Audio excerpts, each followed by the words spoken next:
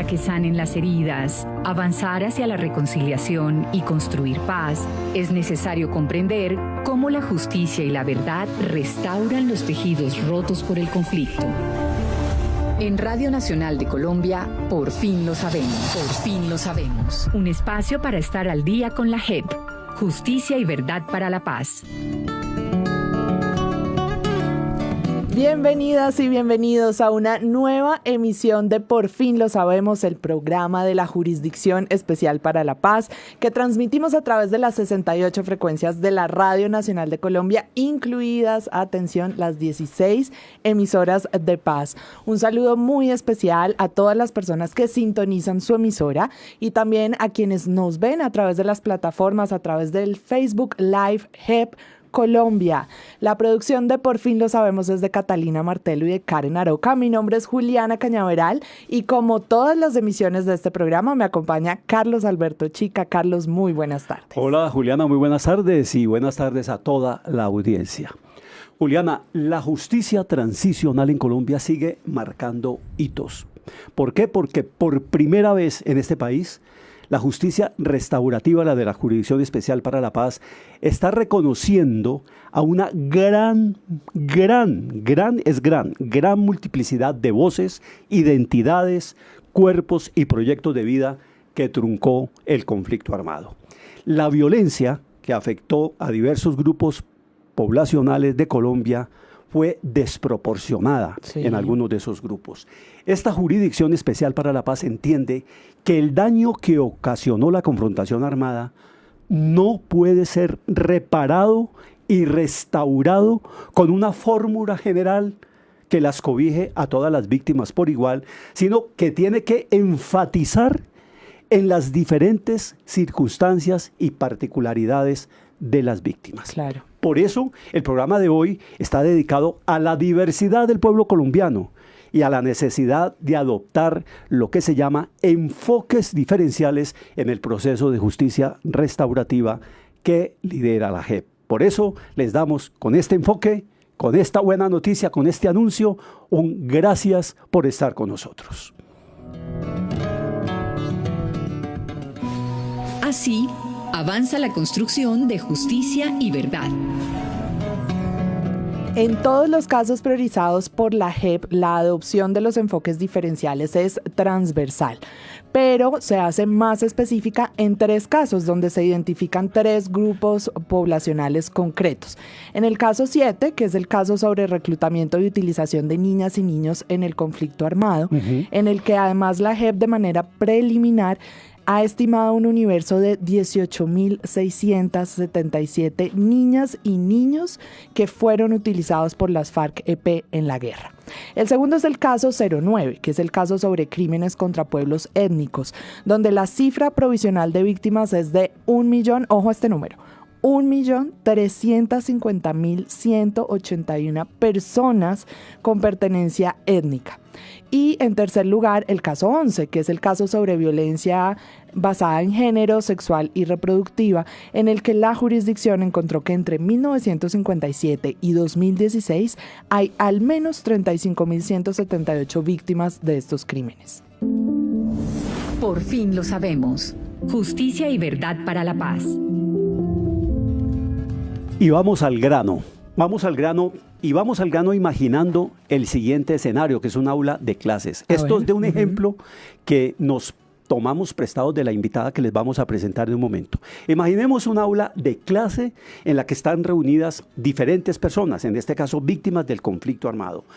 Personas con pertenencia étnica, de las cuales la mayoría hablan sus propias lenguas, como por ejemplo la indígena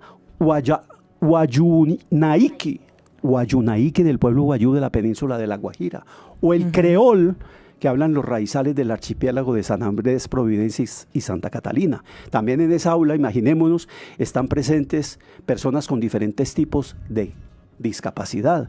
Además, hay mujeres, hay personas integrantes de la comunidad LGBTIQ+, algunos niños, niñas y adolescentes, y personas mayores. Imagine usted la cantidad de personas diversas que están en esa aula de clase. Y esa aula de clase, además, Carlos, que parece un escenario hipotético, pero que puede ser el escenario real, por ejemplo, de una audiencia de la JEP. Sin duda es un lugar de encuentro que nos pone de ejemplo la diversidad de nuestro país. Y por eso, de momento cabría hacerse por lo menos dos preguntas, Juliana. Una, uno puede imaginarse que la violencia del conflicto afectó de igual manera a todas las personas que se encuentran en esa aula de clase. Uy, no creo. Pues yo tampoco creo, pero esto nos lo van a explicar ahora con lujo de detalles. Y otra pregunta que cabe aquí, ¿las acciones para reparar el sufrimiento que vivieron durante la guerra pueden ser las mismas para todas estas personas? No creo, Carlos, no creo, y esas son preguntas importantísimas para este tema del que estamos hablando hoy, que son los enfoques diferenciales e interseccionalidad en la JEP. Pero yo le contesté desde lo que yo pienso, ¿no? Vamos a dejar que los que saben nos cuenten de manera mucho más detallada, por eso los invito a que escuchemos la siguiente información de contexto que nos ofrece justamente un panorama general de este tema del día. El conflicto armado afectó de manera desproporcionada a diferentes grupos poblacionales en Colombia. En noviembre de 2016, el acuerdo final para la construcción de una paz estable y duradera sentó las bases para el reconocimiento de los derechos de las personas por medio de los enfoques diferenciales para garantizar el acceso a la justicia, a la verdad, a la participación, a la protección y a las garantías de no repetición. La JEP tiene el mandato de incluir los enfoques diferenciales en todos sus procesos y procedimientos para responder a las necesidades específicas, expectativas y derechos de personas y grupos que han sido víctimas debido a prejuicios, así como las múltiples violencias, como sucedió en el conflicto armado con las mujeres, las niñas, los niños, los adolescentes, los pueblos étnicos, las personas mayores, las personas con discapacidad y las personas LGBTIQ+. Algo que salta a la vista en la justicia restaurativa que imparte la JEP es la adopción de estos enfoques diferenciales. Primero, el étnico-racial. Segundo, el de género y el de mujer, familia y generación. Tercero, el de niños, niñas y adolescentes. Cuarto, el de personas mayores. Y quinto, el de personas con discapacidad. Un asunto que evidencia la relevancia de estos enfoques es la manera en que, por ejemplo, desde el enfoque étnico-racial, la JEP promueve el diálogo intercultural y la articulación interjusticias en los territorios étnicos y explica allí las decisiones de la jurisdicción. María Flor Tibisay, gobernadora del resguardo Ibudó, Las Playas, ubicado en Apartadó, Antioquia, nos cuenta cómo ha sido la articulación con la JEP en el caso 04 que prioriza la situación territorial de Urabá. La importancia de que la JEP venga al territorio es porque la comunidad, la familia, los líderes ya van a dar de cuenta que eso están siguiendo, eso no está quedando hasta ahí. Entonces es muy importante que llegue hasta la comunidad para que la comunidad sepa y que para que la comunidad pregunte de lo que tiene duda.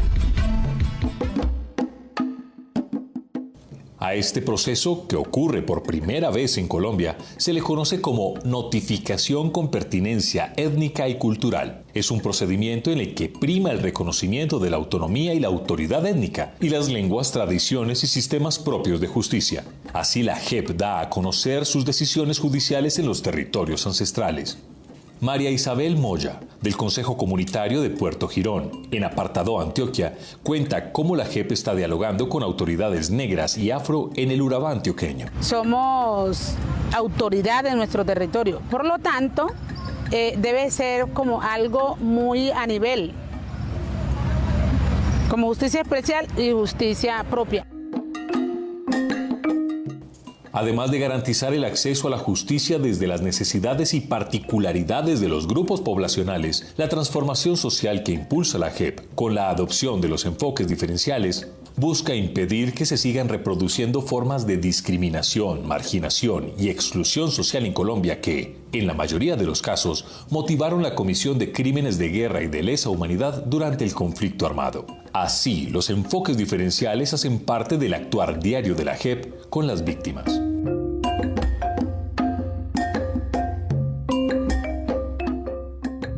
Diálogos para construir, reparar y sanar. Y para ampliar este panorama que acabamos de escuchar en el informe, como en todas las emisiones de Por Fin Lo Sabemos, tenemos una invitada muy especial. Hoy se encuentra con nosotros Eliana Antonio, ella es la jefa del Departamento de Enfoques Diferenciales de la Secretaría Ejecutiva de la JEP. Eliana, buenas tardes, bienvenida a Por Fin Lo Sabemos. Buenas tardes, muchas gracias por la invitación. Bueno, les recordamos a ustedes que también pueden estar en contacto con Eliana a través de nuestras líneas telefónicas. En Bogotá pueden llamar y plantear sus inquietudes al teléfono 2-200-727 y en el resto del país pueden llamar al 018-000 11 89 59. Si nos están siguiendo a través de las redes sociales, pueden dejar sus comentarios y sus inquietudes con el numeral JEP al aire. Bueno, Eliana, empecemos por una de las preguntas que nos hacemos todos los colombianos y es, ¿cuál es la diferencia que hay entre la justicia ordinaria y la justicia transicional, los procesos transicionales de la JEP y ahora particularmente en este tema con respecto a la incorporación de estos enfoques diferenciales para poder atender las necesidades de todas las víctimas en ese universo tan amplio y tan diverso que nos describía Carlos hace un momento?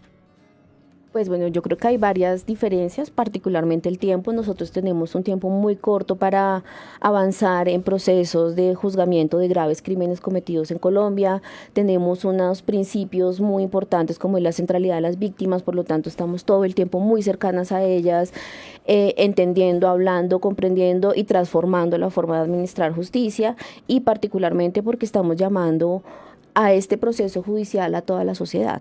Le estamos diciendo, esto es un proceso de todos, y como es de todos, pues justamente el escenario que nos mostraba Carlos de este salón multiverso, donde están todas las realidades, todas las necesidades, todas las preguntas respecto a lo que pasó y a lo que viene en la construcción de paz, pues eso es lo que nos hace diferentes. El Departamento de Enfoques Diferenciales busca justamente garantizar esa centralidad desde la pertinencia de cada uno de los enfoques. Esa centralidad, esa pertinencia creo que queda absolutamente clara cuando uno escucha la explicación que das con el ejemplo del aula de clase. Quisiera invitarte, Eliana, a que compartas ese ejemplo de viva voz, porque para nosotros fue esclarecedor de miles de cosas. Ok, entonces, cuando hablamos de un espacio diverso, me estoy imaginando una diligencia judicial de las que hacemos todos los días. En esa diligencia tenemos, imagínate, 100 personas. 20 de ellas son mujeres que han sido víctimas de violencia sexual o violencias basadas en género. Sí. Ellas además tienen unos roles tradicionales de cuidado, en su mayoría. Entonces, en ese mismo espacio, imagínate que cada una de ellas venga con 2 o 3 menores que las están acompañando a la diligencia. Además, tenemos unas 20 personas con diferentes tipos de discapacidad física, motora, audiovisual, bueno, de todas. Tenemos líderes indígenas, como mencionaba Carlos, que hablan sus lenguas tradicionales y entonces ellos necesitan estar en compañía de un intérprete que no va a ser la traducción textual de lo que estamos diciendo, sino la traducción contextual. Es decir, les va a explicar en su lengua qué significa, por ejemplo, justicia, qué significa verdad. Y en muchas de las lenguas indígenas, por ejemplo, estas son palabras que no existen. Entonces, si tú tienes que explicar un concepto que no tiene una palabra para representarlo, pues tú necesitas un acompañamiento especial. También en ese mismo escenario vamos a tener población LGBTI que tiene unas particularidades, unas necesidades específicas. Vamos a tener líderes afrodescendientes, vamos a tener personas mayores, por ejemplo, personas mayores de 60 años que se encuentran desplazadas en diferentes partes del país y que no solamente han sufrido hechos victimizantes en el marco del conflicto, sino que además se encuentran en una sociedad que les es adversa, justamente porque hay una mentalidad de que después de los 60, pues tú ya no eres tan útil para la sociedad. Uh-huh. Entonces, eso es lo que hace el departamento. Tenemos una visión muy clara de quiénes están en el salón, pero qué necesitan para estar en ese salón, qué necesitan principalmente para llegar al salón, además. ¿Cómo hago yo para traer a estas mujeres con sus menores? ¿Cómo hago yo para traer a estas personas mayores que están en diferentes partes del país? ¿Qué necesito para traerlos? Entonces necesito identificarlos, dónde están, qué necesitan, cuáles son los recorridos, cuáles son las rutas, pero adicionalmente, qué necesitan para participar. Entonces los representantes de pueblos indígenas pues necesitan un intérprete que además tenemos que prepararlo previamente, explicarle qué es la JEP, cómo funciona, explicarle, por ejemplo, la resolución, el lauto que le estamos notificando, que le estamos presentando, y también necesitamos pues evidentemente hacer efectiva lo que dice la norma. Sí. Y creo que esa es una gran diferencia de la jurisdicción. Nosotros le estamos dando vida a la norma mamá le estamos dando vida a los procedimientos y a los protocolos. Ya no es solamente una letra, digamos, muerta, sino que en la práctica tú lo ves funcionando. Tú ves funcionando todo lo que es pertinencia, todo lo que es necesidad, lo que es escuchar realmente a las víctimas. Ahora, Eliana, ¿esto cómo se traslada a la realidad? Nos mencionabas el ejemplo de cuando se van a trasladar, por mencionar alguno, pero entonces luego llegan al aula digo yo, al lugar donde donde se está desarrollando la audiencia. ¿Y qué sucede? ¿Esto cómo se aplica? De todos estos enfoques, mencionemos alguno y pongamos este ejemplo. Ok, a mí uno de los que me ha llamado mucho la atención, porque en un principio no lo teníamos como tan relevante, es el enfoque de niñas, niños y adolescentes, porque buena parte de las víctimas acreditadas pues ya son personas mayores. Sí. Pero, como en este ejemplo les contaba, estas mujeres vienen acompañadas de muchos niños, y lo que no queremos justamente es que estos niños escuchen unos relatos que son crudos, unos relatos que los van a herir. Entonces lo que hacemos es que les garantizamos un escenario paralelo y especial para ellos. Y básicamente en este espacio, y yo que lo quiero aclarar, nosotros no cuidamos a los niños, digamos, como un jardín, sino por el contrario lo que hacemos es presentarles la jurisdicción. Les decimos qué hace la Jurisdicción Especial para la Paz, por qué mamá, papá o tu cuidador está en este espacio, qué están haciendo en esa diligencia, qué significan varios de los crímenes que está juzgando la jurisdicción. Y aquí es importante tener en cuenta esto. Muchas de las víctimas tratan de proteger a los menores de estas historias, tratan de protegerlas del dolor, pero resulta que ellos están ahí, ellos son actores importantes y ellos están escuchando retazos y están viendo el dolor y lo están sintiendo, pero no tienen tan claro qué está pasando. Pero protegerlas, dice usted, ¿cómo ocultarles lo que está pasando? En muchas medidas las víctimas tratan de que sus niños pequeños no tengan que vivir tan crudamente el dolor que ellas sintieron. Claro. Entonces lo que nosotros hacemos en estos espacios justamente es poderles explicar un poco el lenguaje niño. ¿Qué significa la desaparición forzada? ¿Qué significa el asesinato? ¿Qué significa el desplazamiento forzado y demás? Yo me atrevería, yo traje una carta que nos hizo uno de los menores en uno de estos espacios. Y si me permites leerla rápidamente. Pero, Por favor. por favor, porque esto seguramente nos va a dar claridades sobre qué pasa en el alma de un niño o de una niña.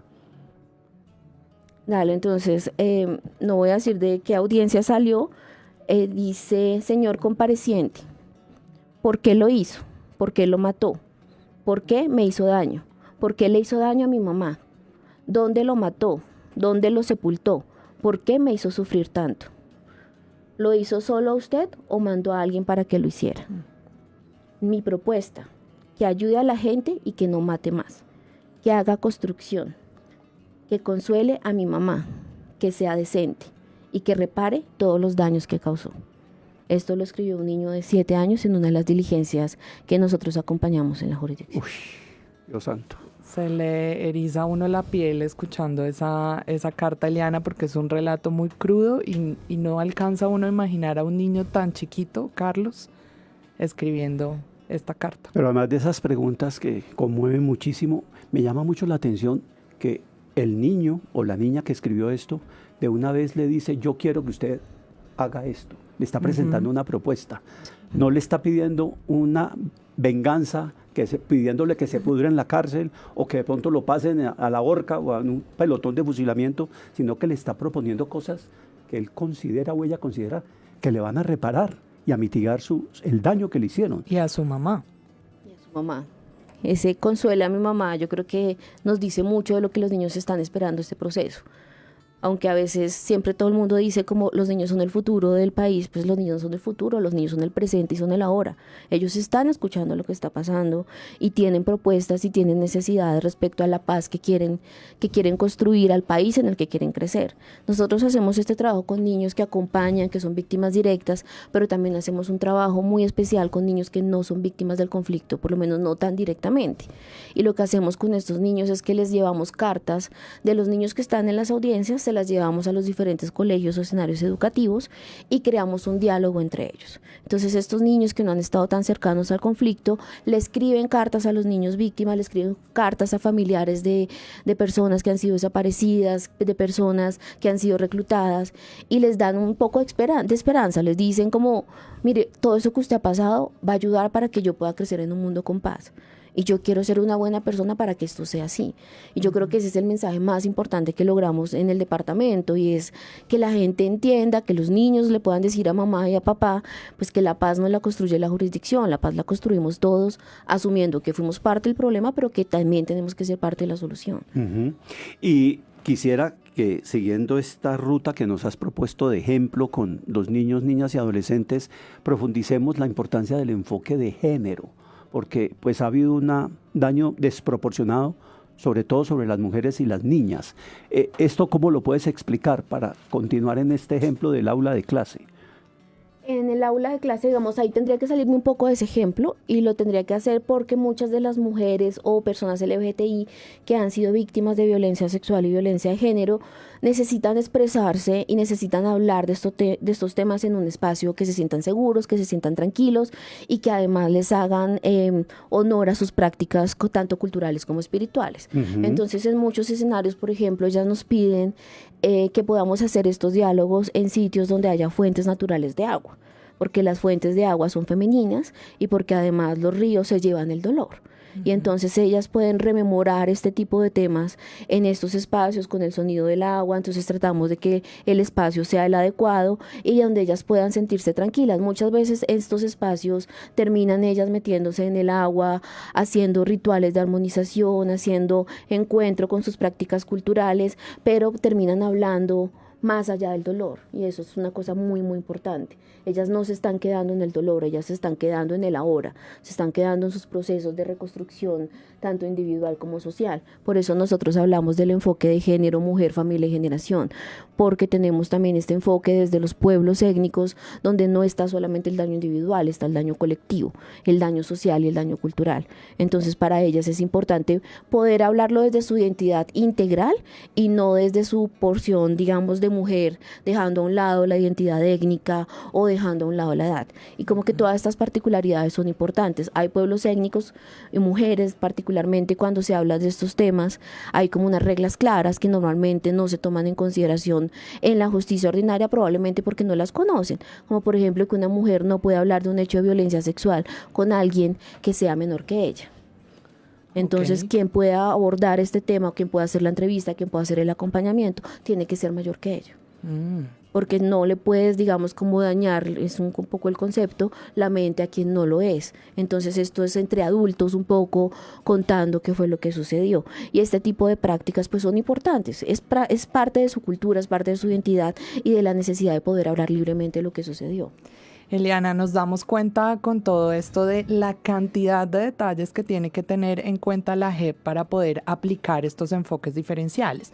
Pero la JEP como organización, como institución, pues también está conformada por personas, y sabemos que las personas, para ponerlo en términos muy coloquiales, a veces nos descachamos en cositas, ¿cierto? Entonces tenemos micromachismos, microracismos, algunas actitudes y algunas acciones de las que muchas veces ni siquiera somos conscientes, que las consideramos normales, pero que afectan estos enfoques diferenciales. ¿Cuál es esa labor de pedagogía y en la práctica cómo hacen para que todas las personas en la JEP estén en capacidad de tener en cuenta estos enfoques?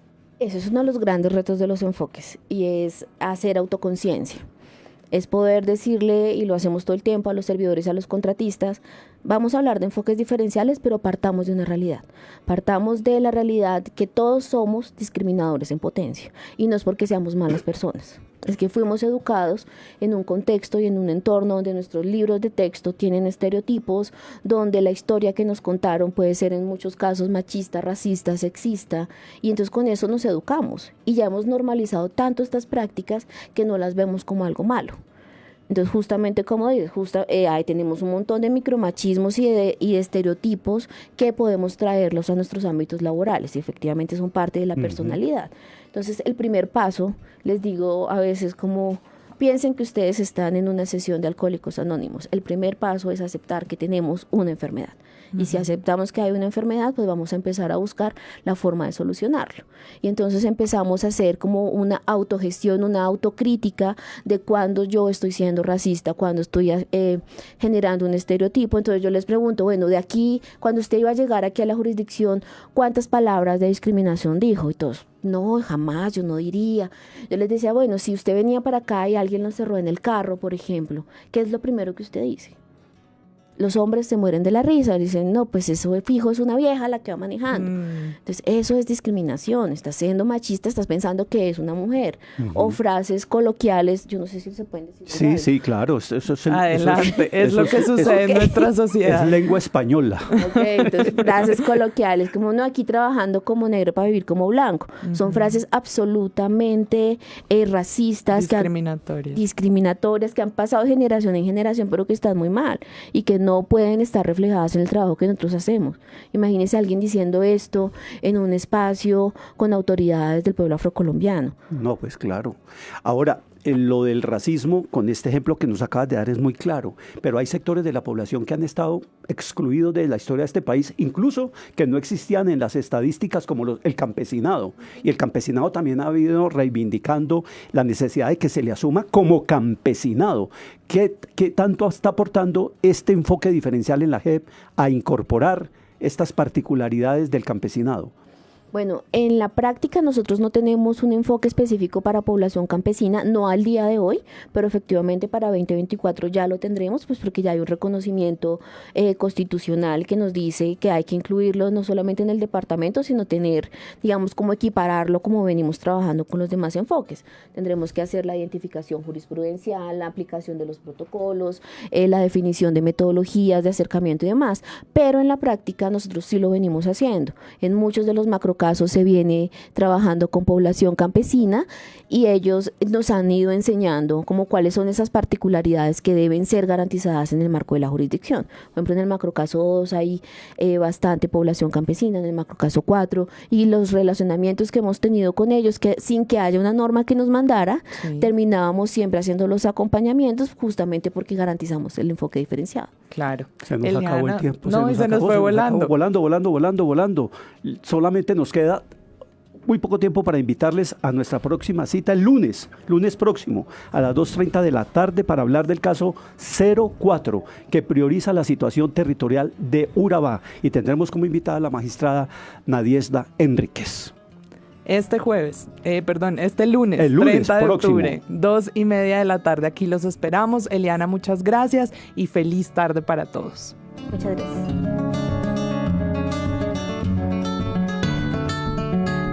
Para que sanen las heridas, avanzar hacia la reconciliación y construir paz, es necesario comprender cómo la justicia y la verdad restauran los tejidos rotos por el conflicto. En Radio Nacional de Colombia, por fin lo sabemos. Un espacio para estar al día con la JEP, Justicia y Verdad para la Paz. Radio Nacional.